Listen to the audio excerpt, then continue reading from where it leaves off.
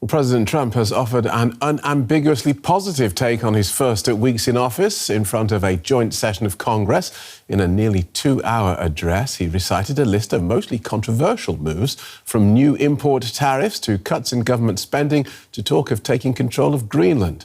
The event saw a Democratic House member kicked out and several other Democrats walk out. The Republicans in the chamber backed their president enthusiastically. In a nearly 2-hour address, Trump gave what became the longest speech given to Congress by a U.S. president in modern history. 6 weeks ago, I stood beneath the dome of this Capitol and proclaimed the dawn of the golden age of America. From that moment on, it has been nothing but swift and unrelenting action to usher in the greatest and most successful era in the history of our country. We have accomplished more in 43 days than most administrations accomplished in 4 years or 8 years, and we are just getting started. Trump's speech focused on the economy, praising his own controversial trade policies and tariffs, immigration, calling for stricter border security, and his targeting of pro-diversity programs, as well as many other themes. While Republicans in Congress applauded and praised Trump, Very excited about all that the president has accomplished in 43 short days and the promise of what he can accomplish in the days ahead. Democrats on the other side protested. A Democrat representative from Texas stood up. Take your seat. Finding that members continue to engage in willful and concerted disruption of proper decorum, the chair now directs the Sergeant-at-Arms to restore order. Remove this gentleman from the chamber. He was removed from the room after heckling. Sir, what were you shouting to the president?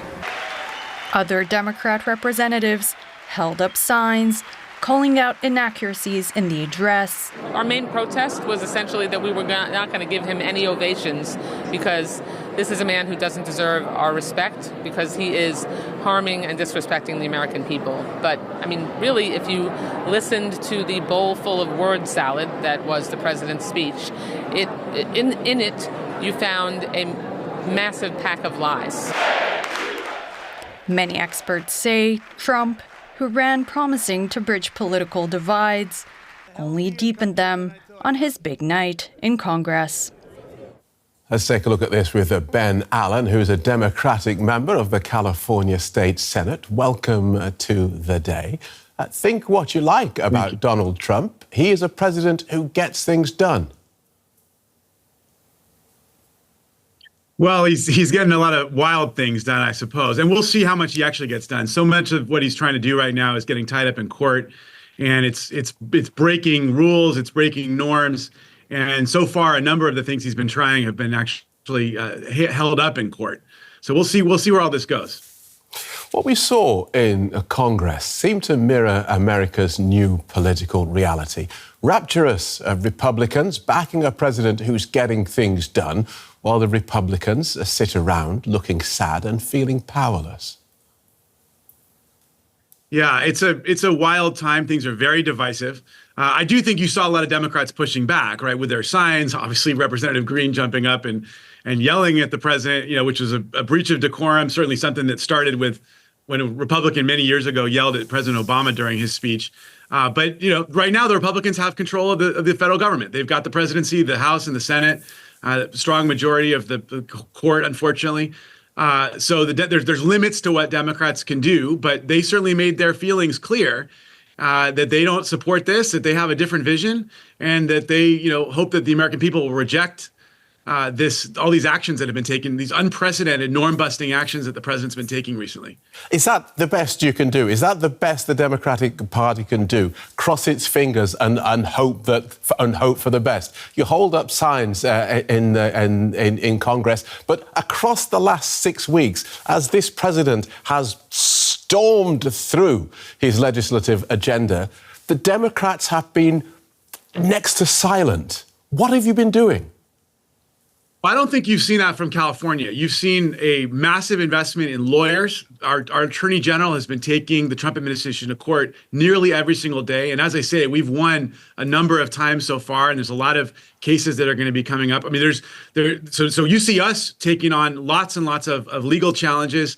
We're working on legislation right now to try to protect our state for all sorts of things that have been happening. But you're right. I mean, there's limits to what our federal partners can do, but they're pushing back. I mean, they're launching legislation. They're certainly taking to the airwaves. They're trying to make the case. They're trying to get on the news and push back. But in the end of the day, unfortunately, from my perspective, the American people put the Republicans in charge of the federal government right now. And it's our job to articulate a different vision, to push back. You saw that in the Democratic response, to get out there and talk about how dangerous this is, how inappropriate this is, and how important it is for us to put some checks and balances back on the president. Where is this? But I agree with your sense of frustration. Different vision that you say your party is pushing, because again, a few signs in a room does not an opposition make. Yeah, it's a vision that is about protecting working people, about protecting the environment, about protecting access to healthcare of all stripes. It's about defending basic democratic institutions and norms and not threatening to violate court orders. It's those kinds of things. It's getting back to a lot of the core principles that truly made America great. And why aren't you cutting through? Why aren't the American people hearing what you've got to say? Do you need to change your leadership? I think we are cutting. I mean, I will say I think we are cutting through. The president's poll numbers have dropped. You're starting to see when Republican members of Congress are going home to town hall meetings, people are getting up and yelling at them and holding them accountable and feeling very upset with them. So you're starting to see pushback in the American public. Obviously we need to keep going. We need to keep pushing. We obviously need people to stand up and have spine and backbone. But you're seeing Trump's actions result in a dropping of his poll numbers. Right. The president described President Biden as the worst president in American history. Mr. Biden has been largely silent since Trump took office. Why isn't he, and also former President Barack Obama, why aren't they speaking up in opposition to the Trump program? Yeah, I know. Part of the problem here is that we have been hewing to norms, to historic norms, where typically presidents let the new president have some space. And this has been something that's happened year after year. You've given the new president, some time to do their work that they were elected to do, without too much attack and criticism from a former president. Now, of course, this guy is just breaking open doors and breaking norms and breaking standards and breaking the law, quite frankly, in so many ways that it probably does merit a more robust reaction from Obama and from Clinton and Biden. I'd like to see them step up a little more. I know they're trying to be respectful, but he's been so disrespectful. It probably calls for more for more of a pushback from them, and I'd certainly like to see that from them. And so, briefly, then, would it be fair to say that this is a president who has the Democrats on the run? You don't know how to deal with him. I don't know that I would say that. I think that you have different Democrats, of course, who have different approaches, but you see, at least at the state level, an aggressive pushback, largely through the courts, but also through policy. There are limited tools to what our partners in Congress have. They're going to use the filibuster. They're going to use the whatever bully pulpit they have, but they do have limited tools. But I will say that the message is getting through. The president's poll numbers are dropping. People don't like seeing this, and you're starting to see his popularity cave. All right, we'll leave it there. Thank you so much for joining us, Ben. Ben Allen is a member of the California State Senate for the Democratic Party. Thank you so much. Thank you. Let's take a look at this with Barrett Marson, who is a Republican strategist and consultant. He joins us from Phoenix, Arizona. Welcome to DW. I understand you consider yourself to be a moderate Republican. Can you explain to our international audience why the disruption that President Trump promoted in his speech provoked so much cheering and support amongst Republican lawmakers? Because from the outside, the US, from outside the US, starting wars with allies and rivals, slashing government agencies, removing support to Ukraine and siding with Russia sound like the sort of things to be avoided rather than celebrated. No doubt. But look, everyone should have someone who loves them, like the Republican base loves Donald Trump. They will never abandon him. They love him through and through. And because of that, you see Republican policymakers in the Senate and the House who won't really target Donald Trump, who won't criticize him, even gently. Maybe behind the scenes, they will talk to him about, hey, tariffs aren't going to work the way you think they are, but they will not say that publicly. And is that conversation, particularly on tariffs, is that conversation being had and understood in the wider public? Donald Trump has said in his speech that the long-term gain will be worth the pain. Is the public buying that? It's a little too early to tell because the tariffs literally just went into effect. So we won't really see for a few weeks, a couple of months, any impacts that those tariffs have. If prices go up in the short term, Donald Trump may face a different political reality from the broader public. The consumer confidence is lower these days since Trump took office because of his threatened tariffs. So now we will see, now that they are in place, how they will impact consumers. Already, major retailers like Target and Best Buy have said prices will increase.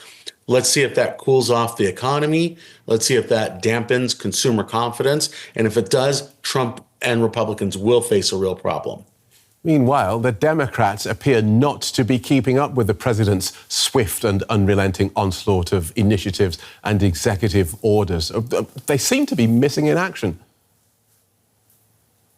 Yeah, look, quite frankly, Trump is a showman. He knows what he's doing. He knows how to command a TV camera like no other politician. And Democrats just really haven't figured out how to play on his playing field. So, they walk out, they hold up a couple of signs, try to get a little bit of drama, but not really. This was a Trump show last night, and it remains a Trump show really every day. He commands the spotlight every single day. Right. It's a little exhausting, quite frankly, watching the news every day because Trump does so much, and you can really only focus on a small amount of things in a day in addition to your real life. Let's finish then with a quick word on the Trump show. Has he taken over the Republican Party so completely that the party's only future is a MAGA future? At this particular point, that is 100% true. This is not the Republican Party of Barry Goldwater, of Ronald Reagan, those types, certainly not George W. Bush. It is the Republican Party of Donald Trump, and he wholly owns it. And I foresee, certainly, after he leaves, someone like J.D. Vance trying to step up. I don't know that any Republican can replicate what Donald Trump has done because he is the showman. But certainly right now, we are in a MAGA era for the Republican Party. OK, thanks for talking us through that. Republican strategist Barrett Marson, thank you so much. Thank you. Let's take a look at that speech with Professor Jennifer Mercieca, who is a historian of American political rhetoric at Texas A&M University. She's author of Demagogue for President, the rhetorical genius of Donald Trump. Welcome to DW. So as someone who studies the relationship between democracy and communication practices, just talk us through what Donald Trump was trying to achieve in that congressional address. Yeah, typically a State of the Union or a joint address is an opportunity for the president to share their policy agenda and to try to persuade the nation, the opposition party, that their way of understanding what the nation's agenda ought to be is the right course of action. Donald Trump didn't choose to do that. He didn't try to persuade the opposition or the American public. Instead, he chose to use the speech occasion as a victory lap. So he's celebrating constantly and sort of rubbing it in the opposition's face, right, that he has won. You can tell that he wasn't trying to persuade because he claimed a mandate. He claimed a mandate from the public to enact his agenda. He also claimed a mandate from God. He said that God had saved him in order to enact the MAGA agenda. That means that he doesn't need to persuade, right? If he has the public and he has God on his side, then it doesn't matter what anyone else thinks. Okay, so we had standing ovations and walkouts. You couldn't ignore this speech. How do you rate him as a political orator? Well, if the goal is persuasion, then I would rate him quite poorly because he doesn't try to persuade. But if the goal is to attract attention, he is amazing at that. He's in fact brilliant at attracting and keeping the nation's attention. If the goal is to create outrage in order to attract and keep our attention, he's excellent at that. So he's really good at using the metrics of, what controls the public sphere to basically prevent democratic deliberation and democratic discourse. Which, I suppose, is what a certain sort of leader wants to do. You want to control the narrative, you want to control what people are talking about, and you want your agenda pushed through one way or the other.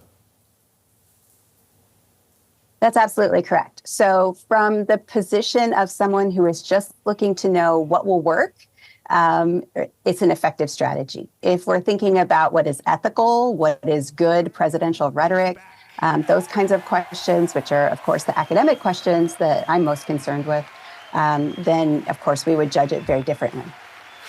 We have accomplished more in 43 days than most administrations accomplish in 4 years or 8 years, the president said. We can leave it to others to fact-check the accuracy of their claim for now. But what's noticeable, I suppose, is that where Trump won was characterized by bold claims, chaos and reversals, this time, bold words have been followed by breathtaking action. Absolutely. He has used a tidal wave strategy, meaning that he is overwhelming the news, he's overwhelming the nation, and certainly the opposition with daily innovative programs, with course changes, redirection. He's creating a sort of blitzkrieg, a sort of strategy that says, I will overwhelm the opposition with my actions so that they don't know where to attack and they don't know how to defend, sort of the democratic policies that they approve of. Good talking to you. That's very interesting. Thank you so much for joining us, Professor Jennifer Mercieca from Texas A&M University. Thank you. Thank you.